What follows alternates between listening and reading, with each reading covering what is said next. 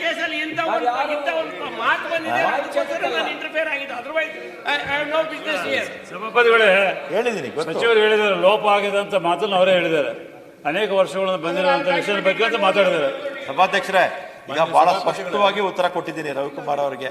ಒಬ್ಬ senior council ಗಿಟ್ಟು stay vacant ಮಾಡಿಸಿ ಆದಷ್ಟು ಬೇಗ ಕಾಂಪೌಂಡ್ ಹಾಕ್ತೀವಿ ಅಂತ ಬಹಳ ಸ್ಪಷ್ಟವಾಗಿ ಹೇಳಿದ್ದೀನಿ ಅವರಿಗೆ. ಸಚಿವರೇ ಒಂದು ನಿಮಿಷ. ಮಾನ್ಯ ಸಭಾಪತಿಗಳು, ಸದಸ್ಯರು ಪ್ರಶ್ನೆ ಕೇಳಿದ್ದಾರೆ. ಈಗ ದೇವಸ್ಥಾನಗಳು ಎಲ್ಲವೂ ಉಳಿಬೇಕು ನಿಜ. ಈಗ ಕಾಂಪೌಂಡ್ ಹಾಕಿದ್ದಾರೆ ಅಂತಕ್ಕಂಥದ್ದನ್ನ, ಲೋಪ ಆಗಿರ್ತಕ್ಕಂಥದ್ದನ್ನ ಸಚಿವರು ಒಪ್ಕೊಂಡಿದ್ದಾರೆ.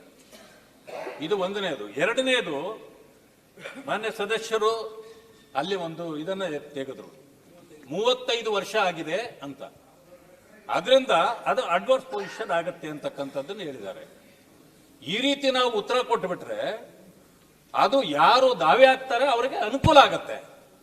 ಆ ಕಾರಣದಿಂದ ದಯವಿಟ್ಟು ಅದನ್ನು ತೆಗಿಬೇಕು. ಸದಸ್ಯರು ಏನು ಪ್ರಶ್ನೆ ಮಾಡಿದ್ದಾರೆ ಅವರು ಈಗಾಗಲೇ ಬಾವಿಗಿಳಿದಿದ್ದಾರೆ. ಆದ್ರಿಂದ ಅವರಿಗೆ ಸೂಕ್ತ ಉತ್ತರವನ್ನ ಮಾನ್ಯ ಸಚಿವರು ಒದಗಿಸಬೇಕು ಅಂತೇಳಿ ನಾನು ಮನವಿ ಮಾಡ್ತೀನಿ. 1990ರಲ್ಲಿ ಈ ಜಾಗ ಹಸ್ತಾಂತರ ಮಾಡಿಕೊಂಡ್ರು.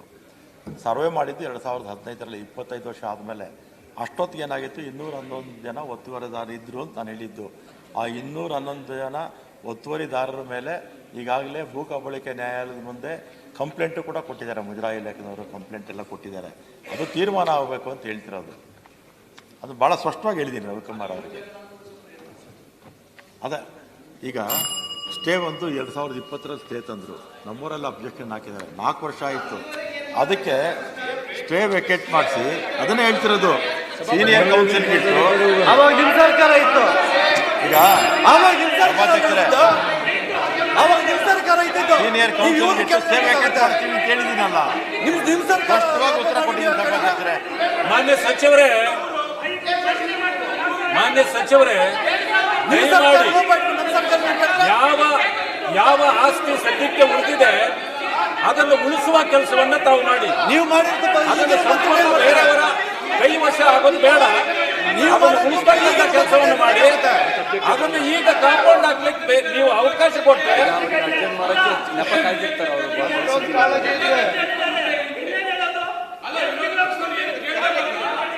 ಅದಕ್ಕಿಂತ ಏನ್ ಮಾಡಕ್ಕಾಗುತ್ತೆ? ಮಾನ್ಯ ಸಭಾಪತಿಗಳೇ, ಉತ್ತರವನ್ನೇ ಸಚಿವರು ಕೊಡ್ತಾ ಇದ್ದಾರೆ. ಸಭಾಪತಿಗಳೇ, ಉತ್ತರ ಕೊಡ್ತಕ್ಕಂಥದ್ದು ಸದಸ್ಯರಲ್ಲ. ಮಾನ್ಯ ಸದಸ್ಯರು ಉತ್ತರ ಕೊಡೋದು ಬೇಡ. ನಿಮ್ ಸರ್ಕಾರ ಸಚಿವರು ಉತ್ತರ ಕೊಡ್ತಿದ್ದಾರೆ.